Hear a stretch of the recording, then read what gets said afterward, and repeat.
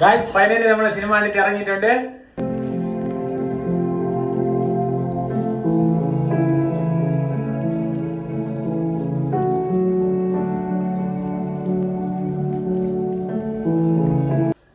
അഭിപ്രായം പറയണം. നല്ല സിനിമയായിരുന്നു, കൊള്ളാം. പ്രതീക്ഷ പോലെ തന്നെ ഇതെല്ലാം അതായത് നമ്മുടെ ഇപ്പം ഇറങ്ങി ലാസ്റ്റ് ഇറങ്ങിയ സ്പൈഡർമാനിൽ നല്ലൊരു തിയേറ്റർ എക്സ്പീരിയൻസ് ഉള്ള സ്പൈഡർമാൻ സിനിമ എന്ന് പറയാൻ പറ്റും. പിന്നെ പുള്ളിയുടെ അൾട്ടിമേറ്റ് പീക്ക് ലെവലിലുള്ളതാണ് ആക്ഷനും കാര്യങ്ങളൊക്കെ, കൊള്ളാം. അതേപോലെ ഗൈസ് നമ്മൾ എല്ലാവരും പ്രതീക്ഷിച്ചിരുന്ന ഒരു കാര്യം കൂടെ നടന്നിട്ടുണ്ട്.